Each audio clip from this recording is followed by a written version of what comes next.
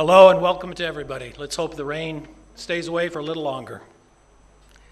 Your Excellency, President Barzani, Mr. Prime Minister, Mr. Chairman of the Board of Trustees, ambassadors, KRG ministers, Mr. Governor, and all other governors and mayors, consulate generals, party leaders, military commanders, members of parliament, members of the AUK Board of Trustees, university presidents, AUK faculty, staff, and students, and all other esteemed guests and friends, welcome. I am honored to be standing before you today as the first president of the American University of Kurdistan, and to formally open the doors to what is going to be a great institution of higher learning, one that is respected throughout the region, and indeed throughout the world. I accepted this presidency after hearing our chairman's vision for the future of the university. His Excellency Masroor Barzani envisions a strong, independent university that is recognized as an outstanding teaching and research institution, a university that empowers students to act responsibly and to effect personal, social, political, and environmental change within a global context. The chairman has entrusted me to make learning at AUK meaningful and vital while also promoting social justice. He has told me, Mr. President, we are not just graduating students, we are graduating leaders. We are promoting a spirit of inquiry and creating a multicultural, intergenerational, and accessible institution that values and nurtures an innovative, reflective, and experiential approach to educational excellence. I believe that the highest destiny of any university is realized only by a total effort on the part of the institution, its faculty, staff, board of trustees, to affirm the mission and purposes, to continually analyze the programs and activities, and then take the necessary steps to realize them. I believe that the mission of the American University of Kurdistan is one of the strongest and most powerful of any institution in higher education today. In part, that mission reads that the American University of Kurdistan is, quote, committed to shaping leaders for local and regional communities by offering quality education, research, and career-oriented programs. The university practices the highest standards of intellectual inquiry and scholarship, academic freedom, equal opportunity, and unity in diversity are the hallmark components of AUK's educational model. And education at this university is values-based. Again, as our chairman said, we are not just going to graduate students, we are going to graduate the future leaders of Kurdistan, the future leaders of the world. Our students will enter a global society, and to ensure their success, we are going to internationalize our student body, our curriculum, and eventually bring to this campus the best and brightest students from throughout the MENA region, from Europe, from Asia, and from the United States and beyond. Indeed, as the world grows increasingly smaller, internationalization of our curriculum is not only the smart thing to do, it is the right thing to do. We will ask that our students at AUK increase their knowledge of the cultures, traditions, religions, politics, and languages from all parts of the world. We will teach our students to be multicultural and tolerant of all races, creeds, and political affiliations.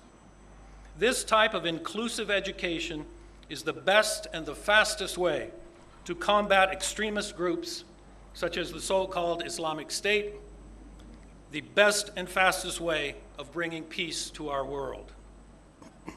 Over the next few years, you will see this university grow. Eventually, we will have between 3,000 and 4,000 students on this campus. We're starting small with only 5 departments: business and finance, computer science, politics and public policy, media studies, and design. But eventually, you will find here a College of Arts and Sciences, a College of Education, a College of Engineering, a College of Business, a College of Health Sciences, and likely more. We will have dormitories that will allow us to attract students from around the world. One of my key challenges at AUK is to begin developing what I call a culture of philanthropy. There are only 2 not-for-profit institutions in all of Iraq and Kurdistan. This one here and the American University of Iraq in Suleimania. All other colleges and universities are either fully supported by the government or are for-profit private universities. They are run like a business would be run. No one makes a profit at this university. All tuition revenues are put back into programs and services.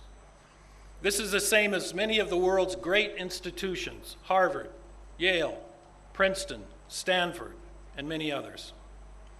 These not-for-profit institutions, like this one, survive on tuition, but they thrive when private donations are given.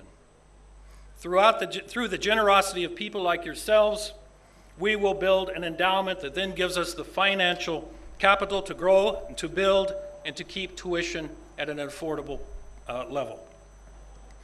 In closing, let me just say that I took this job because the chairman, His Excellency Masroor Barzani, is giving me the freedom to build a great institution, to transform the educational system in the region.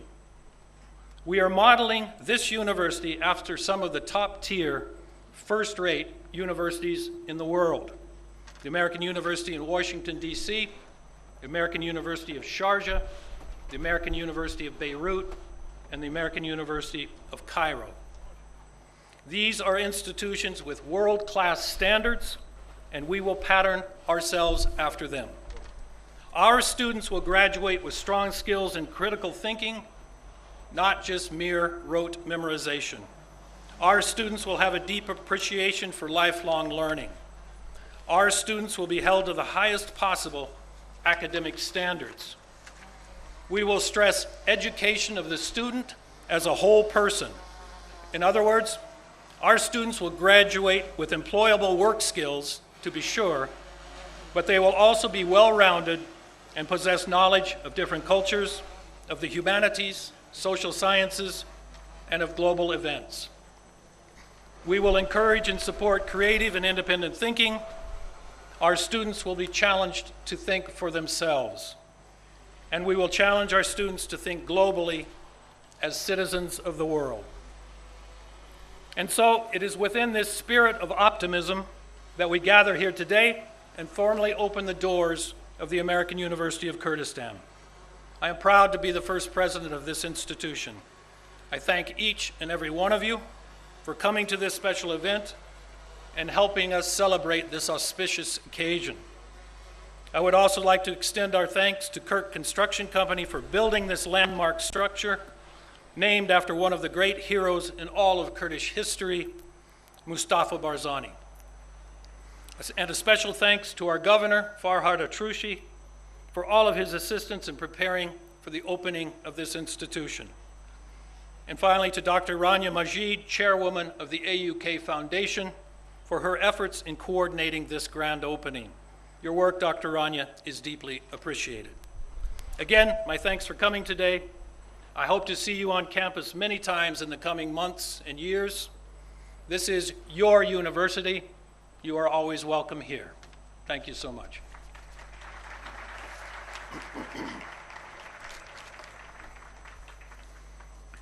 And now it gives me great pleasure to introduce our next speaker. It is a high honor indeed for me to be standing here and introducing the President of the Kurdistan region, His Excellency Masoud Barzani, a man who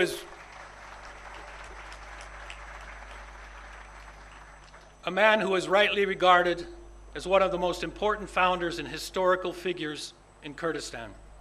You are all aware of the huge part that the President has played in the flourishing of the region since the foundation of the Kurdish regional government in 1992, and well before that. It is a part that was very much reflected in his overwhelming popularity when his presidential mandate was affirmed by a national election in 2009. The President's commitment to the establishment of a recognized national identity for Kurdistan has been profound and is only strengthened by his recent military challenges that the Kurdish people have faced. As a result of his determination, the President was shortlisted by Time magazine in 2014 as a candidate for Person of the Year, an award previously presented to the likes of Mahatma Gandhi, Mikhail Gorbachev, and Queen Elizabeth.